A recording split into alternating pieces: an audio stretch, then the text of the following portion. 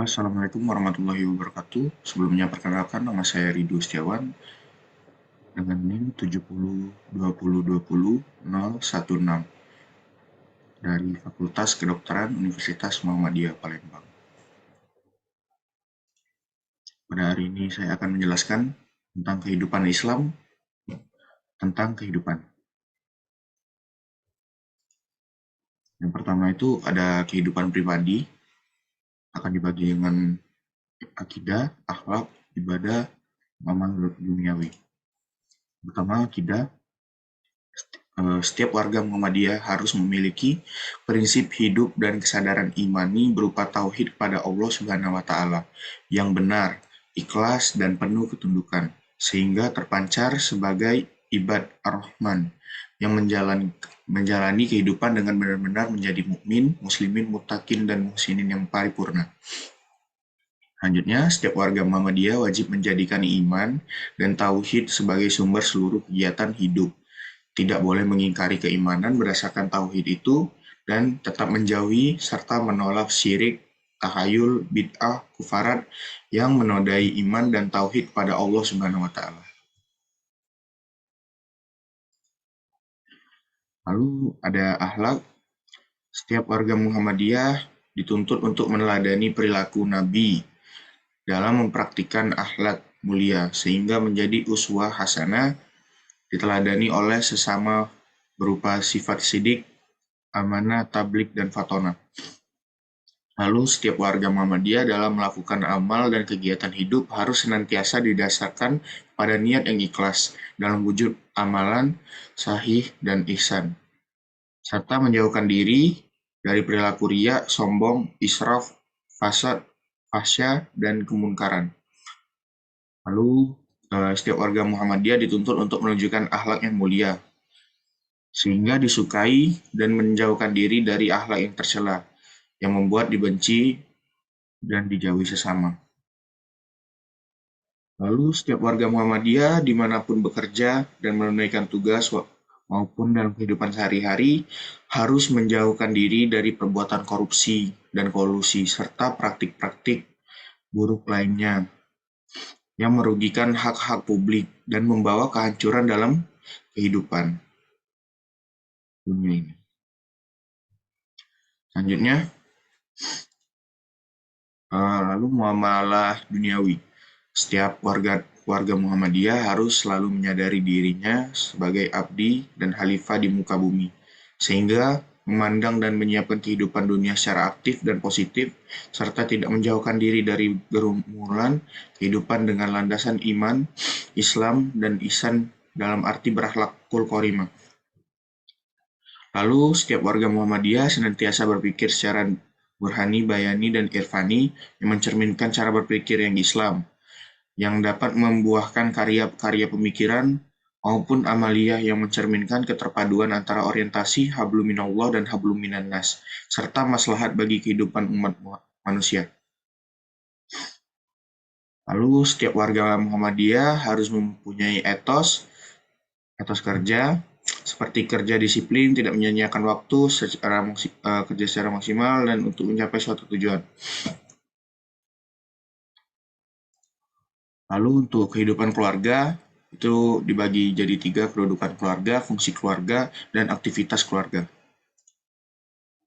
Yang pertama, kedudukan keluarga. Keluarga merupakan tiang utama kehidupan umat dan bangsa sebagai tempat sosialisasi nilai-nilai yang paling intensif dan menentukan karenanya menjadikan kewajiban setiap anggota Muhammadiyah untuk mewujudkan kehidupan keluarga yang sakinah, mawaddah, warahmah yang dikenal dengan keluarga sakinah.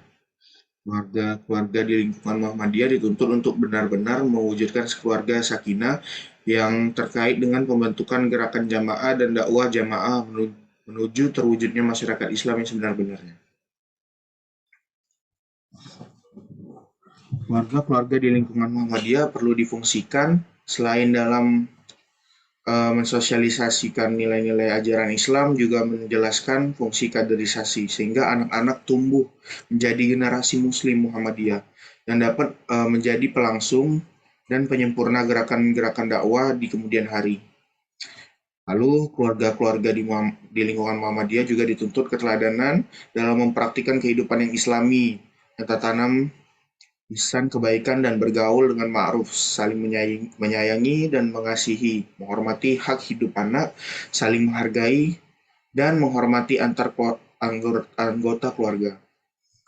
Memberikan pendidikan akhlak yang mulia secara paripurna, menjauhkan segenap anggota keluarga dari bencana siksa neraka, membiasakan bermusyawarah dalam menyelesaikan urusan, berbuat adil dan ihsan, memelihara persamaan hak dan kewajiban, dan menyantuni anggota keluarga yang tidak mampu. Lalu pada aktivitas keluarga, di tengah arus media elektronik dan media cetak yang makin terbuka, keluarga-keluarga di lingkungan Muhammadiyah kian dituntut perhatian dan kesungguhan dalam mendidik anak-anak dan menciptakan suasana yang harmonis agar terhindar dari pengaruh-pengaruh negatif dan tercipta suasana pendidikan keluarga yang positif sesuai dengan nilai-nilai ajaran Islam.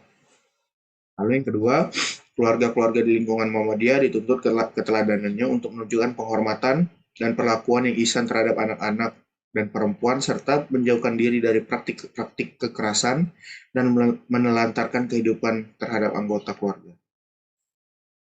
Yang ketiga, keluarga di lingkungan Muhammadiyah perlu memiliki kepedulian sosial dan membangun hubungan sosial yang ihsan, islah dan ma'ruf dengan tetangga-tetangga sekitar maupun dalam kehidupan sosial yang lebih luas di masyarakat sehingga tercipta Korea Taibah dan dalam masyarakat setempat. Yang keempat, pelaksanaan sholat dalam kehidupan keluarga harus menjadi prioritas utama dan kepala keluarga jika perlu memberikan sanksi yang bersifat uh, mendidik. Lalu kehidupan Islami dalam kehidupan masyarakat itu ada 3. Yang pertama, Islam mengajarkan agar setiap muslim menjalin persaudaraan dan kebaikan dengan sesama, seperti dengan tetangga maupun anggota masyarakat lainnya. Masing-masing memelihara hak dan kehormatan baik dengan sesama muslim maupun non-muslim. Dalam hubungan ketetanggaan, bahkan Islam memberikan perhatian sampai ke area 40 rumah yang dikategorikan sebagai tetangga yang harus dipelihara haknya.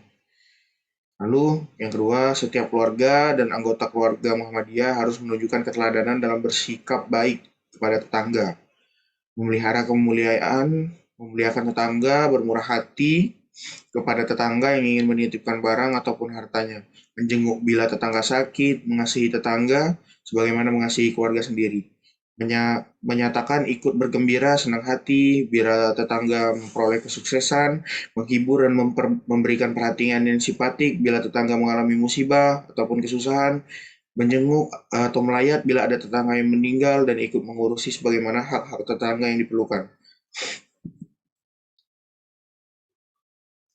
Lalu